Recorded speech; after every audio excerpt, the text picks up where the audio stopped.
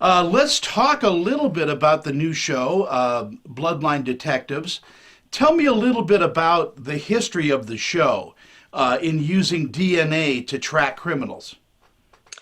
Bloodline Detectives, our new program now premiering, is incredible.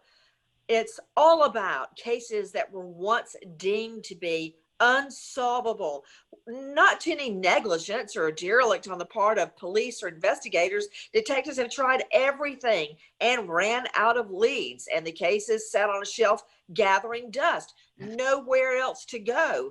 Enter Bloodline Detectives. These are cases, as I said, deemed unsolvable that we found that had some sort of forensics at the scene, such as blood, sperm, hair, and enough so that DNA could be extracted.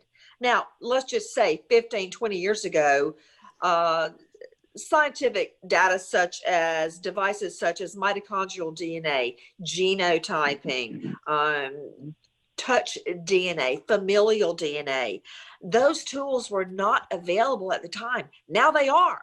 And if a case still has the DNA and it has been honored through the chain of custody and can be evaluated, we have a chance at cracking the case. Is this science? Is it foolproof? I mean, are we getting convictions because of this new procedure? Well, you asked me if the science of DNA, deoxyribonucleic acid, is foolproof. Yes, there was a time when it was argued that fingerprints were not reliable as well. But guess what? They are. So the trick to DNA is not the actual scientific process.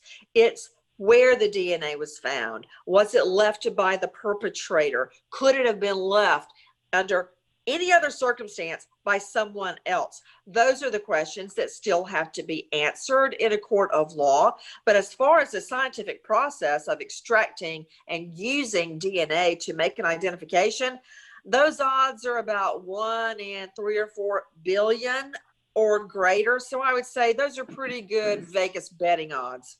I would think the reverse is also true, where you would use this brand new procedure to exonerate somebody that's been incarcerated falsely. Absolutely. DNA can be used at what we're doing on Bloodline Detectives. DNA can be used to not only put the bad guy in jail, but exonerate the good guy. Yeah, and I think that's the beauty of these new sciences, is to look at the entire case in a brand new way, is to bring new life to a dead file. Yes, and also science doesn't lie. You can't get a DNA result to lie. Unlike a witness on the stand that can lie and hopefully be exposed on cross-examination, science doesn't lie. Whether it puts the bad guy in jail or tells you you got the wrong guy, science doesn't care. And that's what's so great about it. Nancy, as you as you look at all of this new science, does it excite you? I mean, the attorney in you, does that give you cause to pause, so to speak, and go, "Wow, we live in a pretty cool new world." I am thrilled at the prospect of solving cases through modern technology. A new modern technology is called genotyping.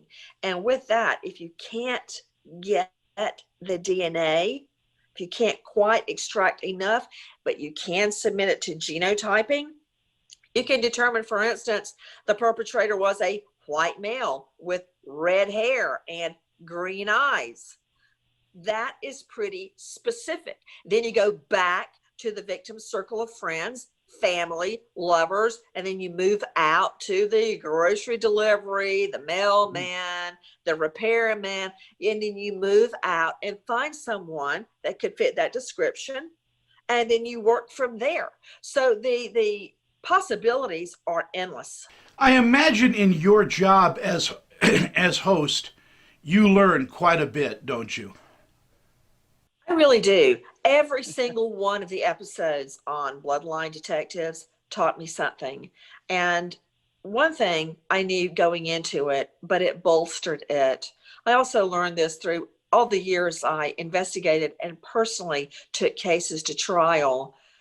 This is such a burden for victims' families to carry. I'm a victim of violent crime, but I have the solace of knowing who murdered my fiance shortly before our wedding. I know that. It doesn't bring Keith back to me, but I know what happened.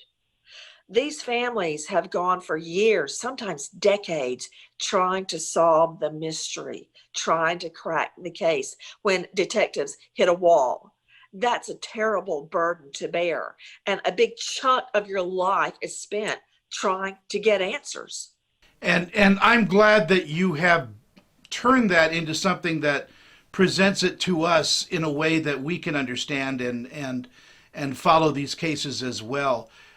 You do good work, Nancy. Thank you so much. I want to tell you a story. I still recall, I've identified it as being, I believe, the eighth grade, middle school. And I was in science and I got my science book and opened it to the correct page. And I saw the word deoxyribonucleic acid. And on that day, I thought, I remember this moment, you know what? I better memorize how to say this because one day I'm going to need it. And I said it over and over and over. Now, that's something, right? Because I remember my first DNA case. And Sure enough, I needed to know that. Nancy Grace, it's a pleasure to talk to you. The new series is Bloodline Detectives, syndicated everywhere. Nancy, thank you so much for your time this morning. Hey, remember, Tony. Okay, sweetheart. Bye-bye. Bye. This celebrity interview is sponsored by...